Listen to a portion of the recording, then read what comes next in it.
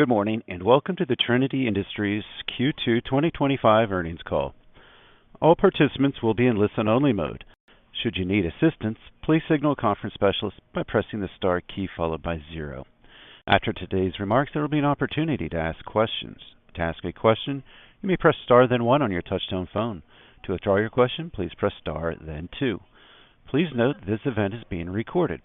I would now like to turn the conference over to Leanne Mann, Vice President, Investor Relations. Please go ahead. Thank you, Operator. Good morning, everyone. We appreciate you joining us for the company's second quarter 2025 financial results conference call. Our prepared remarks will include comments from Jean Savage, Trinity's Chief Executive Officer and President, and Eric Marchetto, the company's Chief Financial Officer. We will hold a Q&A session following the prepared remarks from our leaders. During the call today, we will reference certain non-GAAP financial metrics. The reconciliations of the non-GAAP metrics to comparable GAAP measures are provided in the appendix of the quarterly investor slides, which are accessible on our investor relations website at www.trin.net.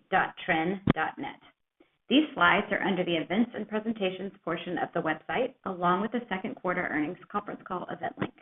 A replay of today's call will be available after 10:30 a.m. Eastern Time through midnight on August 7th, 2025. Replay information is available under the Events and Presentations page on our Investor Relations website. It is now my pleasure to turn the call over to Jean. Thank you, Leanne. Good morning, everyone. Our second quarter results underscored the solid performance of our leasing business and Trinity's strong ability to generate substantial cash flow. The North American railcar fleet remains in balance, with ongoing improvements in pricing. Although customers have delayed their capital expenditure plans and new railcar decisions due to evolving trade and tax circumstances, they continue to retain their current railcars. Additionally, we are starting to see a recovery in new railcar demand as sequential order volumes improve, and we generated a book-to-bill of 1.3 times. As detailed in our prepared remarks today, we expect an increase in deliveries from second quarter levels and continued improvement across the business in the second half of the year. Before discussing our quarterly results, I would like to provide a brief market overview. Inquiry levels remain healthy, and these inquiries are translating into increased order activity, albeit at a slower rate than initially anticipated. We are encouraged by a sequential pickup in orders in the second quarter, both for Trinity and for the broader industry. The industry fleet has experienced a modest contraction considering lower year-to-date deliveries for 2025, coupled with ongoing fleet attrition through scrapping. Given current production levels and improving order environment, the industry is on pace for full-year industry deliveries in the range of 28,000 to 33,000. Within the existing railcar market, carloads have improved in the second quarter, primarily driven by strength in the energy and agriculture markets. Railcars in storage have picked up slightly, consistent with normal seasonal trends. We continue to monitor recent tax legislation and ongoing trade developments and remain generally optimistic about their impact on our business. I will now highlight segment performance for the quarter. Railcar leasing and services segment, which includes leasing, maintenance, digital, and logistics services. Our leasing business continues to perform exceptionally well. Segment revenues have increased both sequentially and year over year, primarily due to higher lease rates, reflecting our strategic efforts to reprice the fleet. The maintenance business has benefited from favorable pricing and a positive mix, contributing to a 21% year-over-year increase in quarterly maintenance services revenue. The future lease rate differential, or FLRD, stands at an impressive 18.3% for the quarter, marking 13 consecutive quarters in double digits, during which 63% of our fleet has been successfully repriced. Renewal rates in the quarter were 17.9% above expiring rates, and our renewal success rate was 89%, demonstrating our ability to continually drive lease rates while sustaining a high fleet utilization of 96.8% during the second quarter, indicating a well-balanced fleet. During the quarter, we completed $29 million in lease fleet portfolio sales with gains of $8 million. We remain active in the secondary market as both a buyer and a seller and anticipate this trend will continue in the second half of the year. The cost of revenues in the segment increased by 13.7% year over year, primarily due to higher maintenance and compliance expenses for the lease fleet, as well as a change in the mix of external repairs in our maintenance services business. Turning to the Rail Products segment, which includes our manufacturing and parts businesses, second quarter results were in line with our expectations. Due to lower order volumes in preceding quarters, we adjusted production to match the pace of customers' delayed decisions, delivering 1,815 rail cars in the quarter. This resulted in a segment operating margin of 3%, which is inclusive of costs associated with workforce reductions. We are encouraged by sequential improvement in orders. In the quarter, we received orders for 2,310 rail cars and achieved a book-to-bill ratio above 1 times for the first time in 10 quarters.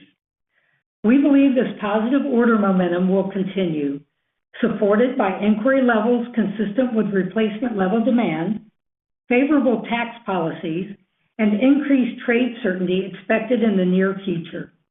We are well positioned to respond to further market improvement as the year progresses.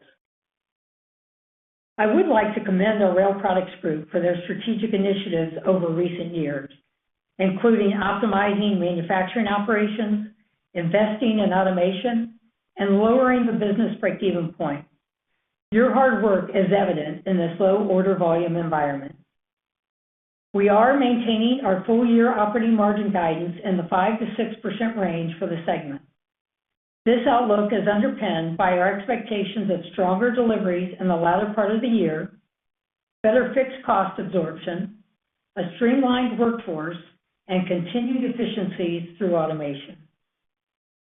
As we enter the second half of the year, we remain confident in our ability to deliver strong performance across our business. We will continue our efforts to reprice the lease fleet and capitalize on favorable conditions in the secondary market.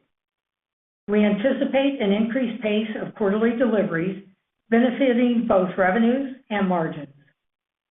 Additionally, we expect our backlog to increase as pent-up demand translates into orders, driving momentum through the latter half of the year and into 2026.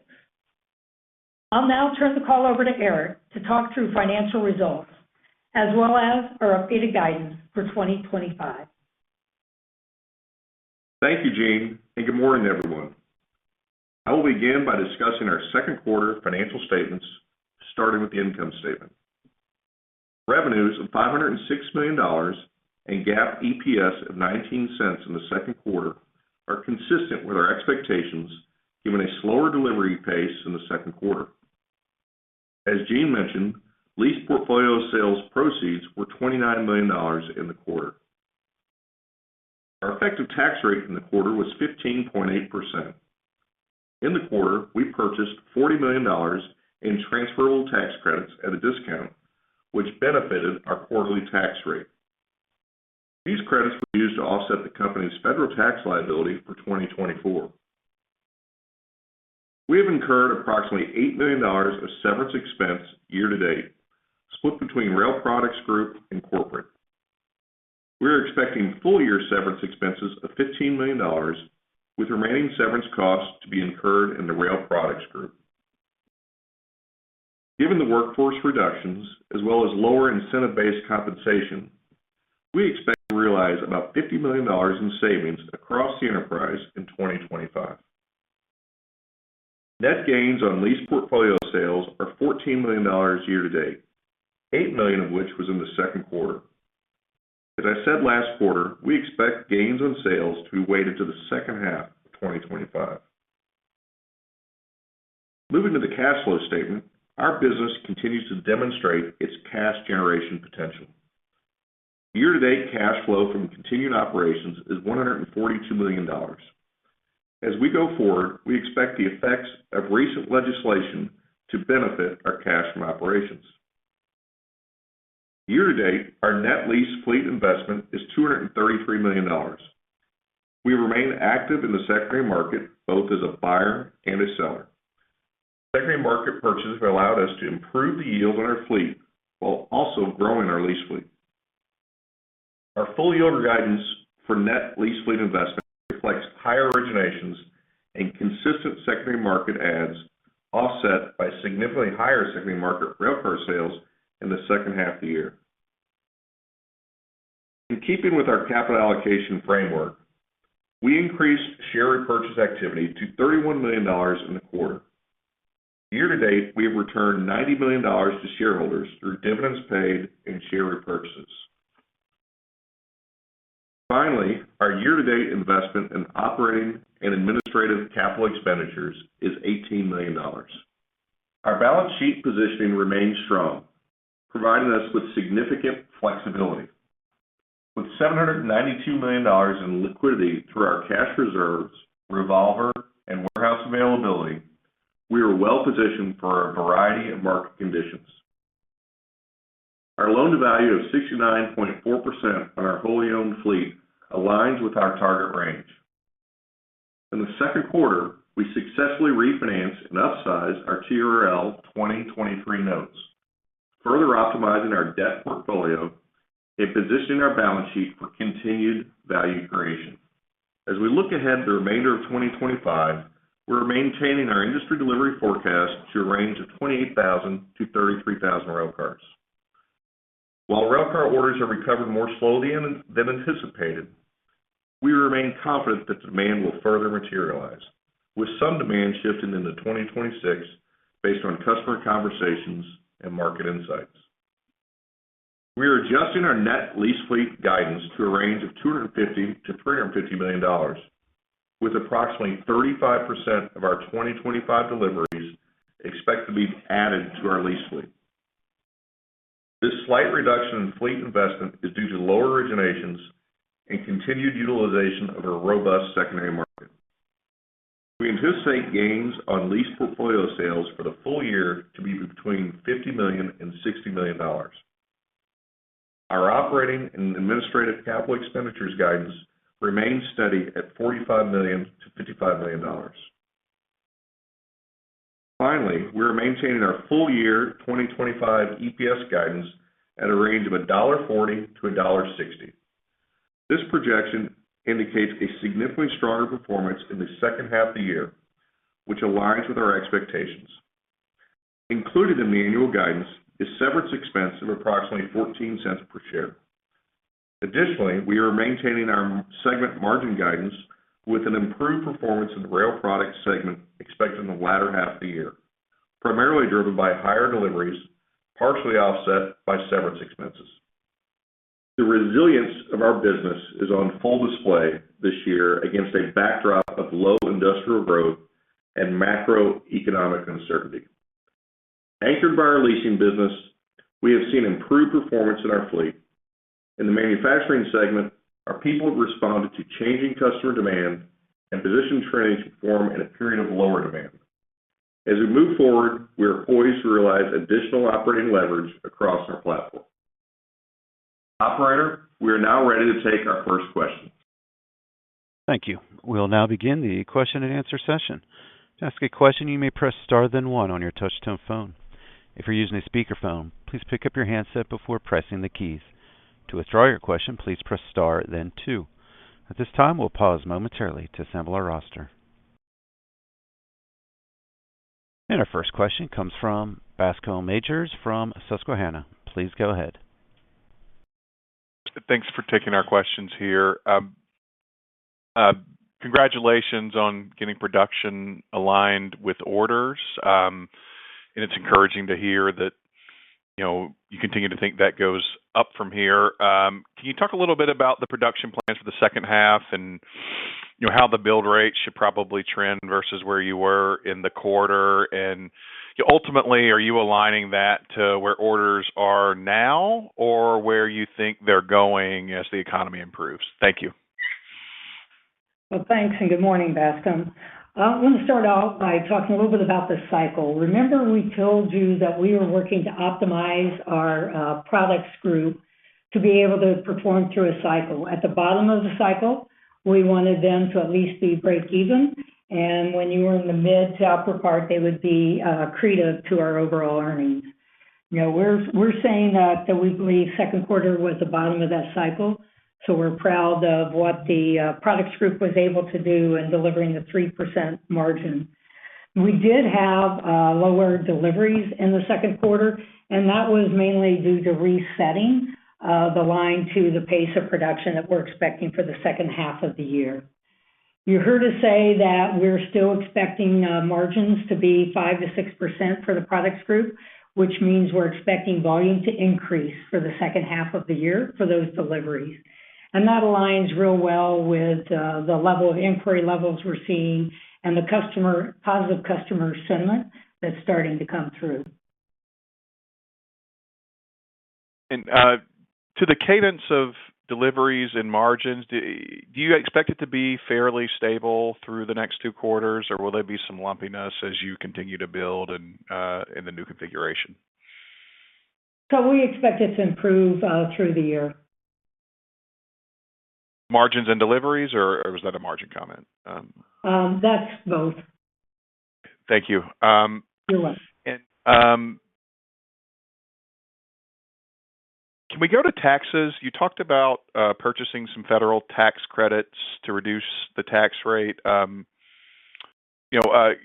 understanding was, as a leasing company, the cash tax burden is pretty light to start with, and then you've gotten this big, beautiful bill, full expensing, which I'm guessing is improving that framework for you. Can you talk a little bit about, tax management, why that made sense for Trinity, and ultimately, do you have a run rate estimate of the cash tax saving from the full expensing deduction versus where you were before?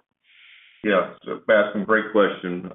Picking up on that. So the tax credits we purchased were $40 million of tax credits, and they related to the 2024 tax year, which is when you had a much lower bonus depreciation rate. You also had limitations on interest expense deductibility, Section 163J. So last year we were expecting to be a cash taxpayer. Now with the new tax bill, you're right in that with the full bonus depreciation and the fix on 163J, that will significantly reduce our tax burden and improve our cash flow from operations, which I mentioned in the script. So you're definitely seeing that. The other thing I would say on the tax bill is the bigger piece of it is not only what it does to us, but what it does to market demand. So what I mean by that is when you think about underwriting investment decisions, you didn't have clarity on the tax bill, you didn't have clarity on regulatory reform, and we haven't had clarity on tariffs. Now we have clarity on the tax bill, and we're gaining more clarity on the regulatory environment and, businesses being able to do deals. And then with the flurry of announcements on tariffs, while it's not clear yet, I think it's safe to say we're not going to have a lot of more 90-day extensions, and we're getting clarity. And so that will help businesses underwrite investment decisions. And we're very, it won't happen tomorrow, but you've got more clarity, and so that will help as well. So just overall, it's one of the reasons for our optimism in terms of where we think we are in the cycle, is you are getting more clarity on these things that businesses can underwrite investment decisions. Thank you for that, and also tying it back into sort of the sentiment and the fundamental sort of customer responses. We could see that come through in the next year. Just one last one from me, and I'll pass it on. You have an investor day target for margins for next year. If we start where we are this year, you're a little below what you promised then, but not massively. 5 to 6 versus 7 to 9, and ultimately, it seems that the big delta is build rates and absorption, I think you promised, sort of had an outlook tied to 40,000 annual railcar deliveries on average, and we're tracking 30,000-ish, give or take, right now for the industry.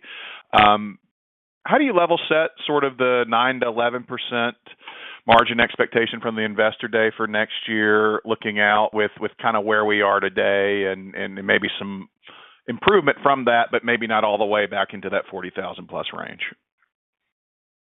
Good question, Bascom, and you're right. We did set out the 40,000 a year on average for the deliveries. The uncertainty that came into this year dropped that drastically, about a 30% drop year over year. And with that, the volume has been the biggest impact that we've seen on our products margins.